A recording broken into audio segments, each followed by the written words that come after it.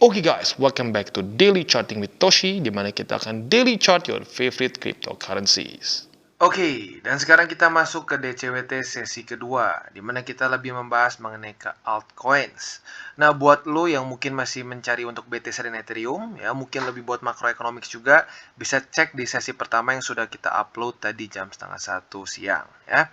Nah, jadi kita bisa lihat overall dari yang siang sedikit ada penurunan lagi, ya. Tadi BTC sekitar 234, sekarang 233.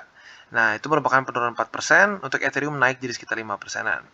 Nah, kalau kita lihat BNB dia juga kembali ikut turun lagi sebesar 4,38%, XRP sebesar 3,16%, dan Cardano sebesar 6%, ya, Solana sebesar 7,78%, dan Dogecoin sebesar 6,39%.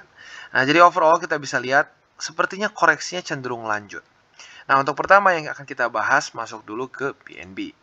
Nah, untuk BNB kita bisa lihat sayangnya MA20 kemarin gagal menahan harga dari BNB, ya. Nah, jadi sangat sayang sekali shortnya kemarin itu nggak dapat setupnya, ya. Di 200 tapi nggak kena sekalipun, jadi akhirnya ya nggak dapat posisi short. Untuk kemarin posisi spotnya ya otomatis dapat. Nah, untuk kalian yang ngelong ya otomatis yang agresif udah dapat.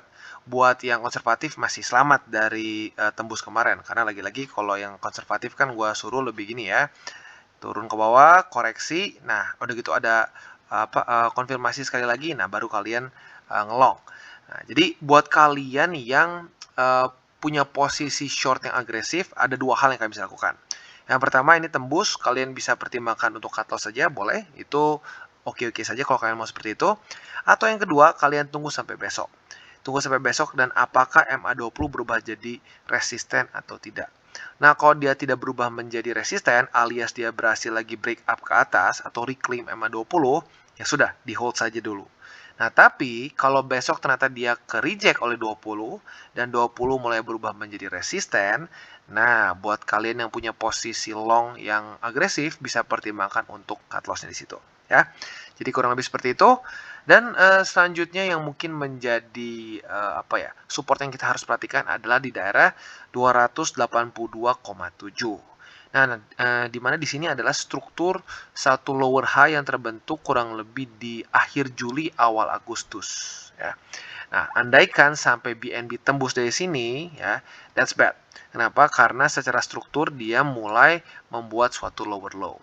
Kita bisa lihat ya, BNB salah satu altcoins yang bagus secara movement. Higher high, higher low, higher high, higher low, dan terus seperti itu. Dari awal, ya pertengahan Juni lah. Pertengahan Juni sampai sekarang, terus membuat terus membuat higher high dan higher low.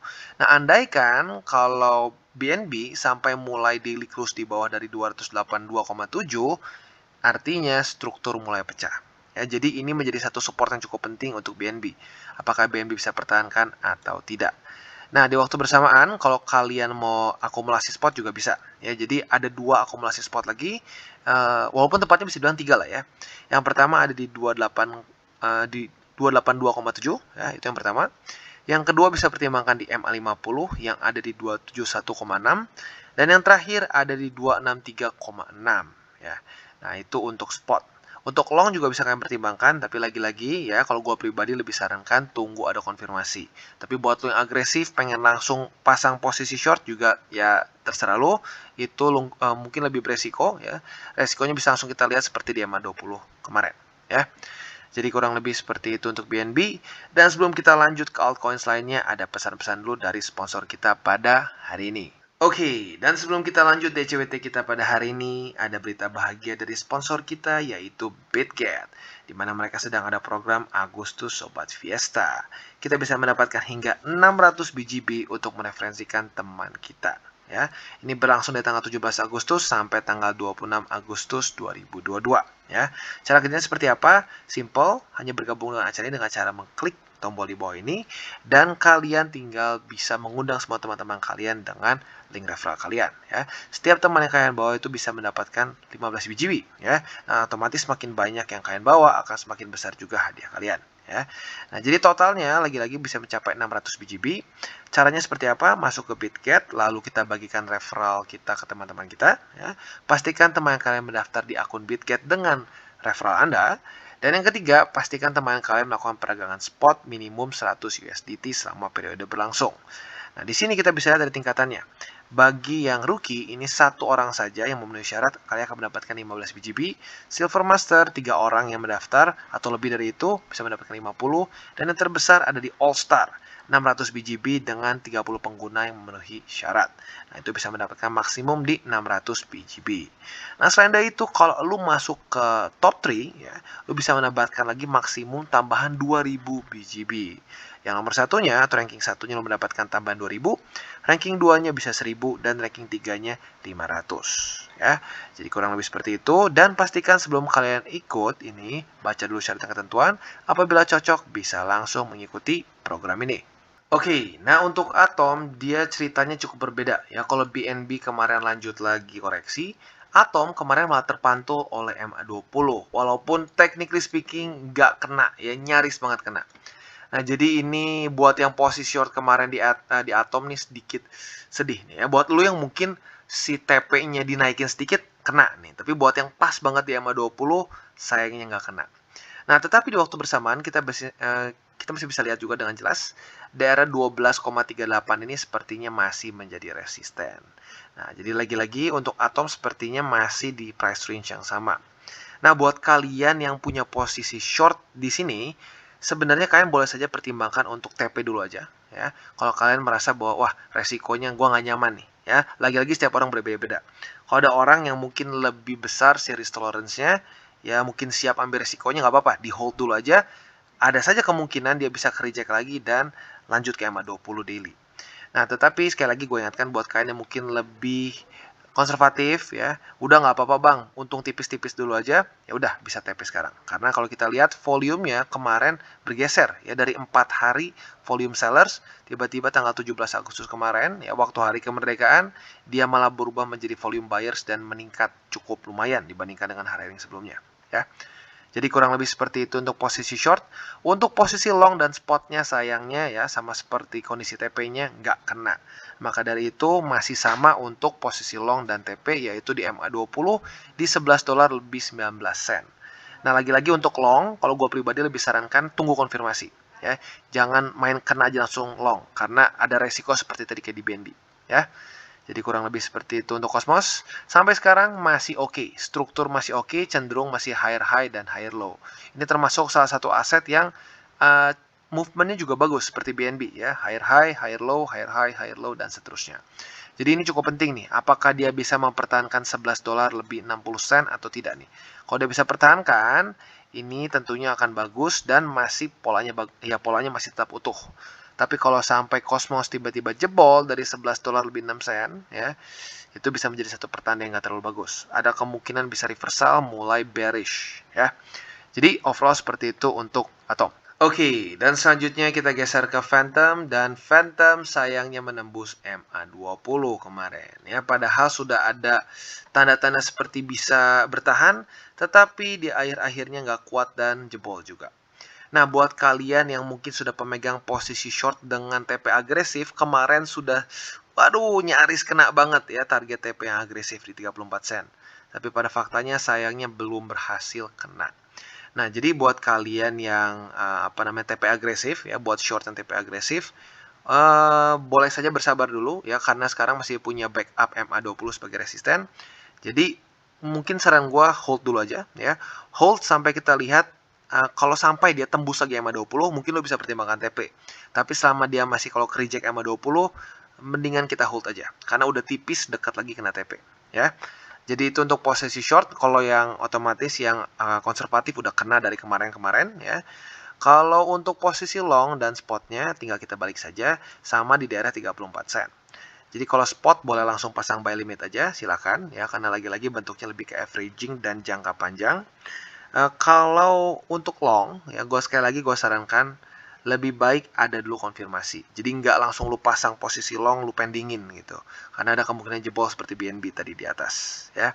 Jadi tunggu konfirmasi baru ngelong. Nah, target TP-nya di sini ada 2, ya, buat kalian yang ngelong di daerah 34 sen. Kalau buat yang ngelong yang konservatif, TP-nya bisa di MA20. Ya otomatis nggak terlalu besar profitnya. Nah, buat kalian yang ngelong dengan target yang lebih agresif, yang lebih high risk, bisa pertimbangkan di 41 sen. ya. Jadi kurang lebih seperti itu untuk Phantom. Sayangnya ya, lagi-lagi untuk Phantom yang mungkin gue ingin tekankan adalah MA20 yang jebol. Ini padahal gue berharap MA20-nya bisa bertahan karena sudah lumayan beberapa kali menahan harga Phantom, tapi akhirnya jebol juga ya. Ya lagi-lagi untuk sekarang PR yang karena 20 sudah tembus, PR selanjutnya adalah bertahan di atas dari 34 sen. Ya, kalau bisa mantul dan mulai lagi reclaim MA20 secara secepat mungkin.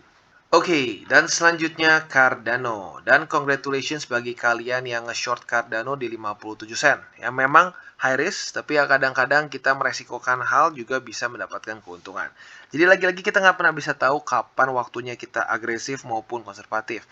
Makanya lebih baik disesuaikan dengan risk profile lo gitu ya. Kalau lo konservatif, ya sudah ikutin trading cara konservatif. Kalau lo memang secara dasarnya lebih siap dengan resiko, ya agresif monggo-monggo saja ya. Nah, jadi TP-nya gue udah kena ya. Kemarin shortnya dapat, TP-nya dapat. Dan yang lebih bagusnya lagi apa? Cardano tetap bisa bertahan di atas dari 53 sen. Ini penting ya. Karena 53 sen ini adalah satu resisten yang sebelumnya sangat menyebalkan ya. Dari pertengahan Juni sampai Agustus pertengahan juga ya. Ini literally dia terus menahan harga Cardano dan akhirnya berhasil tembus di tanggal 12 Agustus. Nah, sekarang sepertinya ya mulai ada tanda-tanda menjadi support. That's good ya. Berarti untuk secara supportnya Cardano mulai semakin bagus nih ya. Nah, jadi untuk posisi long ya atau spot, kalau spot udah otomatis lu dapat di sini karena buy limit bentuknya ya. Nah, kalau posisi long mungkin kalian bisa tunggu dulu sehari, nanti kalau terjadi ada bullish candle, nah retest baru kalian ngelong ya. Itu yang gue sarankan. Tapi kalau lu memang udah tanggung agresif, lu mau hajar sekarang posisi long, ya monggo-monggo saja. Tapi harus siap resikonya seperti kayak tadi di BNB kalau jebol ya. Jadi kurang lebih seperti itu untuk Cardano. Dan selain dari itu juga sebenarnya ada support lagi di MA20 di bawah. Ya, jadi harusnya cukup oke 53 sen ya. Harapannya ya harapannya BTC nggak ada hal aneh ya. Jadi kalau selama BTC masih stabil harusnya sih ketahan 53 sen ya. Jadi kurang lebih seperti itu. Untuk longnya TP-nya jelas di mana ya? TP-nya jelas di 57 sen. Untuk spot lagi-lagi nanti kita akan update saat waktunya karena spot itu jangka panjang ya, jadi bulanan sampai tahunan. Jadi kurang lebih seperti itu untuk Cardano. Oke, dan selanjutnya Matic. Nah, untuk Matic kasusnya cukup mirip seperti BNB ya. Sangat disayangkan sekali ya. MA20-nya akhirnya tembus. Setelah beberapa bulan terakhir ini menjadi main support bagi Matic. Ya, sejak dia berhasil reclaim ya di sini, MA20 setia menjadi support beberapa bulan. Akhirnya tembus juga kemarin ya. Tapi ya nggak apa-apa ya. Yang penting strukturnya masih not bad ya. Sedikit pecah tapi masih not bad ya. Nah, sekarang yang menjadi PR untuk Matic adalah reclaim. Kalau bisa reclaim ya, nggak perlu sampai ke 50 dulu ya. Jadi kalau bisa dalam sehari 2 hari ke depan dia tembus lagi MA20 tanpa harus ke MA50. Tapi kalau ternyata momentumnya lanjut turun, ya sudah, mau tidak mau kita geser ke MA50 untuk akumulasi spot. Nah, di waktu bersama juga sebenarnya kalian bisa pertimbangkan untuk ngelong. Nah, kalau kalian mau ngelong di sini lagi-lagi gue sarankannya tunggu konfirmasi. Nah TP-nya di MA20 di daily ya. Nah, jadi itu kurang lebih untuk Matic ya, quite easy ya, very simple. Nah, untuk short nih. Nah, buat nge-short lu yang kemarin mungkin lebih cenderung agresif, sekarang senyum-senyum sendiri. Karena short lu sekarang tambah profit ya. Nah, jadi buat lu yang pemegang posisi short, sebenarnya TP di sekarang tuh technically bisa TP di sekarang karena ada struktur support di sini ya. Walaupun nggak benar-benar rapi tapi ada lah ya. Tapi kalau lu udah nanggung bang, udah ini nih udah enak di sini ya. Boleh nggak diterusin? Boleh aja ya. Lu boleh aja terusin, siapa tahu bisa ke MA50. Target TP-nya jadinya buat yang agresif di MA50. Tapi dengan satu syarat ya, dia nggak jebol 20. Ya, jadi kalau 20-nya jadi resisten, monggo ditahan.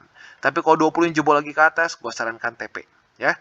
Jadi kurang lebih seperti itu untuk Matic.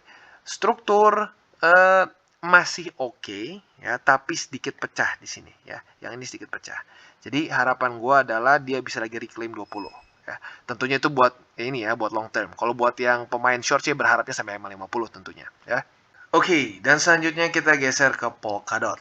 Nah, untuk Polkadot kita bisa lihat sayangnya kemarin tembus. Padahal ya kemarin kita bisa lihat sepertinya lumayan kuat ya di MA20 dan di 8 dolar lebih 67 sen.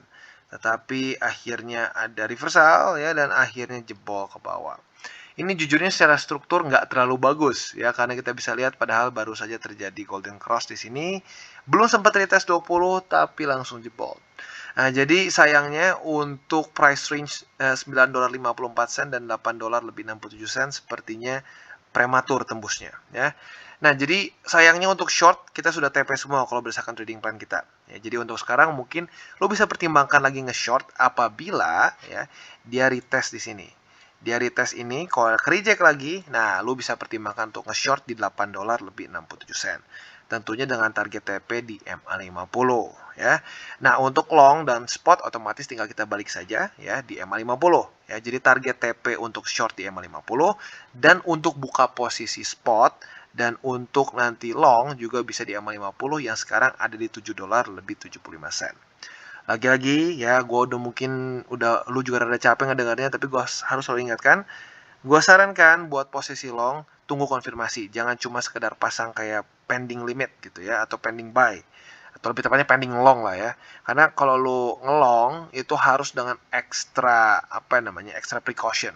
Kalau untuk akumulasi spot sih nggak apa-apa, lu pasang buy limit aja boleh. Ya, karena ya itu kan lebih ke jangka panjang. Nah, kalau ngelong, itu kan otomatis kita bermain futures dengan leverage, margin, dan lain-lain. Jadi harus lebih dipikirkan secara resikonya. Ya, tentunya target TP-nya antara di 8 dolar lebih 67 sen atau MA20. Mana duluan yang kena aja. Ya, jadi kurang lebih seperti itu untuk Polkadot.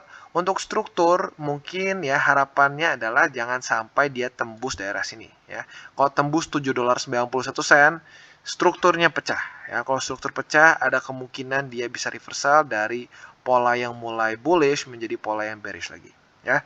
Jadi kurang lebih seperti itu untuk Polkadot. Oke, dan selanjutnya kita geser ke Solana. Nah, untuk Solana kita bisa lihat bahwa MA20-nya tembus. Ya, berarti buat kalian yang kemarin nge-short ya dengan target konservatif sudah kena.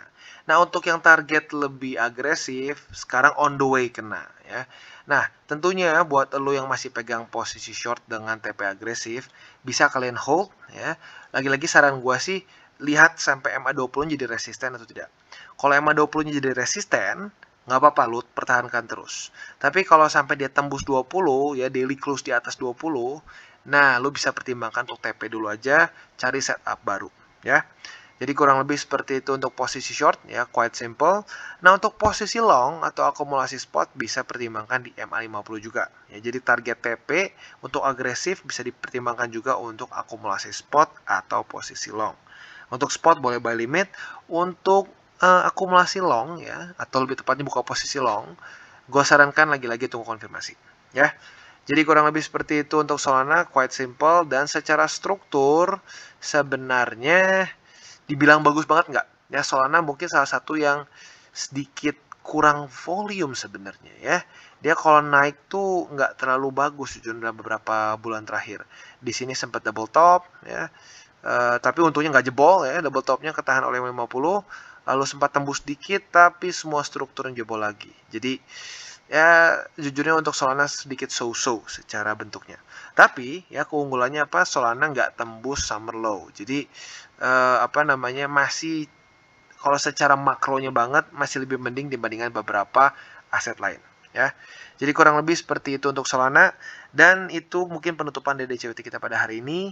Dan mungkin yang kita sekali lagi kalau buat lo yang mungkin belum tahu ya, kalau lo pengen cryptocurrency market bull market lagi seperti 2020, 2015, lagi-lagi fundamental yang sekarang bermain ya. Kita tahu ekonomi dunia sedang kacau ya, rata-rata sudah masuk resesi. Amerika Serikat mau mereka bilang enggak juga tetap aja harusnya udah masuk resesi karena sudah 2 kuartal dua-duanya merah ya. Jadi ya lagi-lagi kita harus ngelihat the Feds. Kalau the Fed sudah mulai pivot ya dari mereka hawkish menjadi dovish, itu mungkin pertanda untuk bull market lanjut lagi. Selama the Fed masih terus hawkish meningkatkan interest rate dengan tinggi ya, sulit buat kita dapat bull run besar seperti di siklus-siklus sebelumnya. Oke guys, jadi itu adalah akhir dari segmen DCWT kita pada hari ini. Dan jangan lupa bagi kalian yang merasakan manfaat dari segmen ini, jangan lupa untuk share ke teman-teman kalian. Dan apabila lu pengen mensupport channel kita, ya TCI, jangan lupa untuk menggunakan link referral kita di bawah. Nggak wajib, ya, tetapi apabila lu menggunakan link referral kita di bawah, ada macam-macam, ya, dari Bybit, Huobi, Maxi, toko kripto, dan banyak lagi, ya. Ya, walaupun nggak wajib, tapi kalau menggunakan link referral kita, lu secara langsung membantu perkembangan dari TCI. Dan satu lagi, jangan lupa juga untuk join Telegram group kita, di mana kita bisa ngobrol-ngobrol santai mengenai dunia cryptocurrency secara dua arah. So, jangan lupa untuk like, subscribe, click the bell icon, and see you on the next video.